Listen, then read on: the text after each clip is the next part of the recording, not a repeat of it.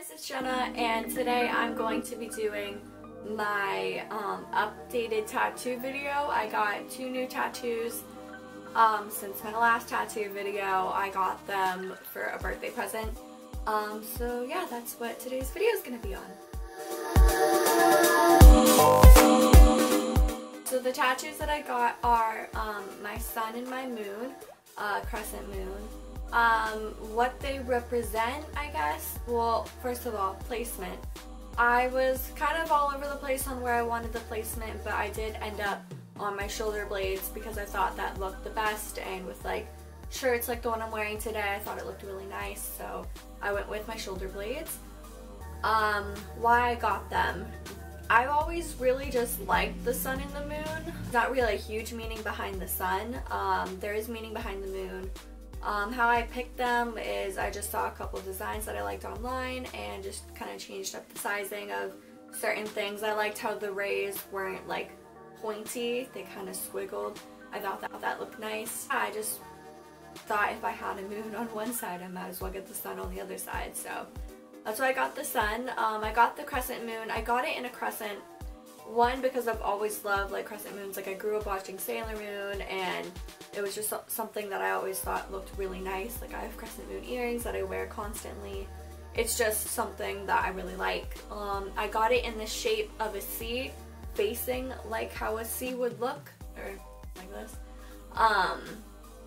For my best friend Cassie, because her name starts with a C. That one has 2 meanings, how I've always really liked crescent moons, and then a tattoo for her, and then if like something happens, which 100% won't, it's still just a moon, so that's cool. It's not like I got someone's name tattooed on me, because that would be stupid.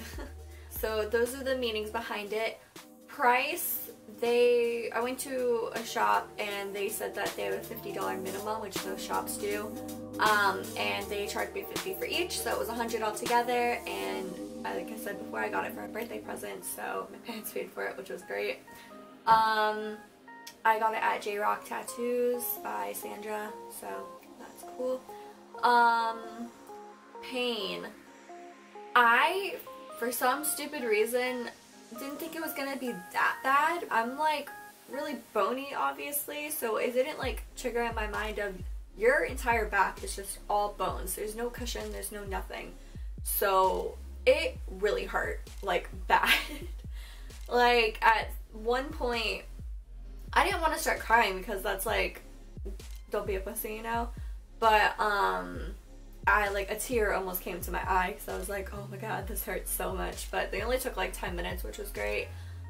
When she would do like the longer lines, those hurt way more than the short ones. Like I enjoyed doing the sun a lot more because it was not as painful. That was the pain. It was pretty painful because it's just on bone. Out of like a 1 out of 10 scale for pain level, the highest it ever spiked to was like an 8, but throughout the entire thing, the lowest pain level it would be like a 6. So that hurt pretty bad. The tattoo that I still have, since this is an updated tattoo video, you know, it's still there, my cross on my hand, and that was like a 2 on the pain level. It didn't really hurt at all. I got black outlining because, I was originally gonna possibly fill the moon in, but I didn't tell her to do it yet. I wanted to see what it looked like outlined, and then I just couldn't decide whether I wanted it filled in black or not. And I asked her, I was like, what do you think? And she's like, if it was my tattoo, I wouldn't do it. And I was like, okay, I'm not gonna do it. So I just got it outlined. I really like black outlining tattoos. I think they're cool. All my tattoos right now are black. I'm kind of scared of color because I flip-flop so much on colors that I like, which I only like a few colors besides black. So I thought I would just stick to black outlining. I think it looks very nice and simple. I love simplistic tattoos, so that's probably the style of tattoo that I'm going to get for like my whole body. For whatever else I get, it's probably just going to be very simple. I have a couple other tattoos in mind, and they're also black outlining and very simple. Cleaning it, she said antibacterial soap, unscented, just morning and night, wash it twice a day. And then she gave me this aftercare lotion to put on it that they sold at that shop that is just specific for that shop. I've always been told to put A and D vitamin like ointment on it, but she was like, the tattoo can't breathe when that is on it, and she just like didn't recommend it at all. And since it's her shop, I decided to like take her suggestion and take care of it how she tells all of her clients to take care of it. So I thought that would be the best option. It took about 2 weeks to fully heal. It didn't peel too bad. Well, like, it obviously all peeled, but like it was fine. It itched a lot, but that's normal. And yeah, I don't really know what else to say about it, and I can't seem to talk today, so that's cool. Sunscreen over the tattoos always, especially if you're gonna lay out. I recently went to Orlando to hang out with my friend, and we laid out by the pool for an hour, and I got so incredibly sunburned, it was ridiculous, and my whole body was like practically lobster red, not that red, but pretty red. But I put sunscreen on all my tattoos, and there was just like white, like normal skin spots, like circles around my tattoos and on my tattoos because of the sunscreen. I would suggest like a high proof sunscreen. I used 50, SPF 50. High proof, what is this, alcohol? I used SPF 50 sunscreen, a cream and not a spray because the sprays are cold and I don't like the sprays.